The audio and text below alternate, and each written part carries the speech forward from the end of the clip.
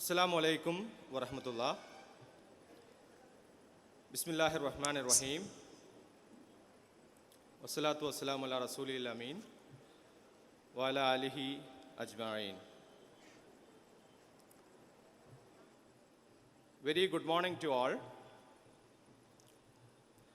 Today, in this pleasant morning, second day of MSM Golden Jubilee Conference,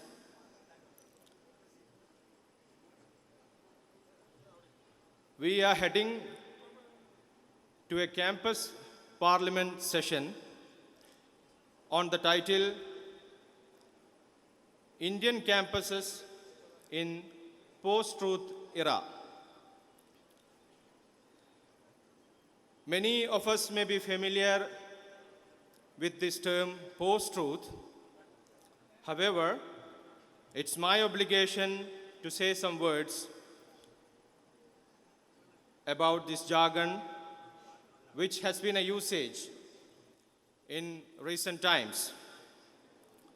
Post-truth was selected as the word of the year by Oxford Dictionary back in 2016. The dictionary says, it is a state relating to circumstances in which people respond more to feelings and beliefs than to facts.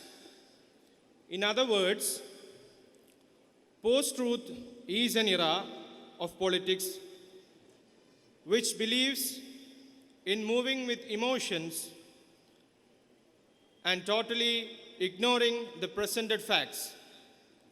Facts holds no importance in such debates. To make it simple, we heard a news from West Bengal in last month. I think it was from the first week of November. A poor man was at the doorstep of a financial institution who provides gold loans with two of his cows to secure gold loan against the same cows. This act was performed in light of a controversial statement made by one of his leader or his master. The poor guy was just be obedient to his leader as what he was saying.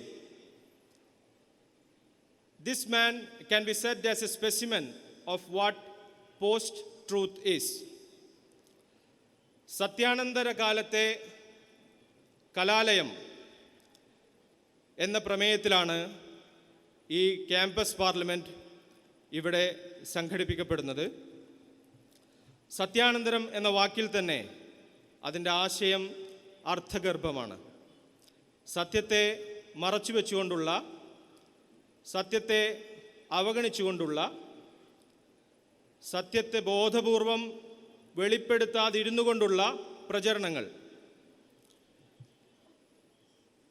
ഇന്നത്തെ പുതിയ കാലത്തെ മാധ്യമങ്ങൾ, പുതിയ കാലത്തെ രാഷ്ട്രീയം, പുതിയ കാലത്തെ മുതലാളിത്ത വിപണിയുടെ വിപണന തന്ത്രങ്ങൾ എല്ലാം സത്യാനന്തര കാലത്തേതാണ് എന്ന് വായിക്കപ്പെടാറുണ്ട്.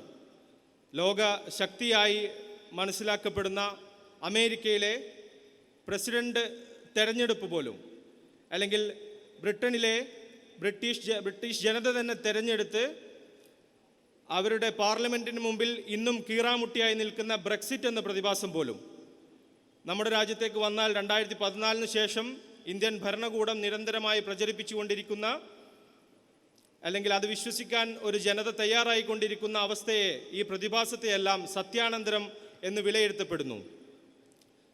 സത്യാനന്തരം എന്ന സ്ലോഗൻ അല്ലെങ്കിൽ എന്ന ഉദ്ധരണിയെല്ലാം വരുന്നതിന് മുമ്പ് തന്നെ മലയാളത്തിൽ അതിൻ്റെ ആശയത്തെ പ്രകാശിപ്പിക്കുന്ന ഒരു വാക്യം സാമാന്യേന പ്രയോഗിക്കാറുണ്ട്.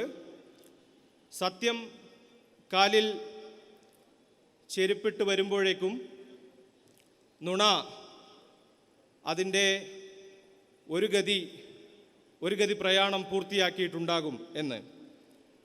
Today, we have a distinguished and special guest to inaugurate this session. He regularly conducts seminars and workshops on topics related to threat of communal politics, human rights, values of secularism, uniform civil code, the partition tragedy, the Kashmir issue, and so on. He is known for his articles and essays which regularly appear in Indian magazines and newspapers. MSM respectfully welcomes Ram Puriani sir to this prestigious gathering. ഈ campus പാർലമെൻറ്റിൻ്റെ ഭാഗമായി രാജ്യത്തെ വ്യത്യസ്ത വിവിധ സർവകലാശാലയിൽ നിന്നുള്ള വിദ്യാർത്ഥി പ്രതിനിധികൾ കൂടി പങ്കെടുക്കുകയാണ്. ഡൽഹിയിലെ ജാമിയ മില്ലിയ ഇസ്ലാമിയയിൽ നിന്നും ഇന്ന് ഇപ്പോൾ രാജ്യം കടന്നുപോയിക്കൊണ്ടിരിക്കുന്ന പ്രക്ഷോഭ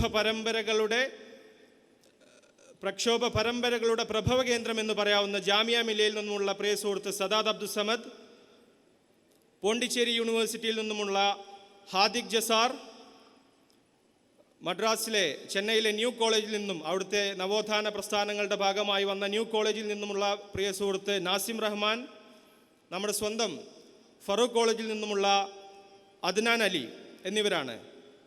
ക്യാമ്പസ് പ്രതിനിധികളെ ഓരോരുത്തരെയും ഈ സദസ്സിലേക്ക് സ്വാഗതം ചെയ്യുകയാണ്. നമ്മുടെ അതിഥികളായി വേദിയെ സമ്പന്നമാക്കുന്ന നമ്മുടെ അതിഥികൾ കൂടി ഇവിടെ സന്നിഹിതരാണ്. മണ്ണാർക്കാടിൻ്റെ ജനപ്രതിനിധിയും പ്രഗത്ഭനായ MLA-യുമായ അഡ്വക്കേറ്റ് N. ഷംസുദ്ദീൻ, MSFൻ്റെ ദേശീയ കമ്മിറ്റി വൈസ് പ്രസിഡന്റായ പ്രിയ സുഹൃത്ത് PV അഹമ്മദ് സാജു എന്നിവരാണ്. അവരെയും വേദിയിലേക്ക് സ്വാഗതം ചെയ്യുന്നു. കൂടാതെ ഇത്തരമൊരു ചർച്ചയിൽ സജീവമായൊരു സദസ്സിൻ്റെ പങ്കാളിത്തം കൂടി അനിവാര്യമാണ് എന്ന് വിനീതമായി ഉണർത്തുന്നു.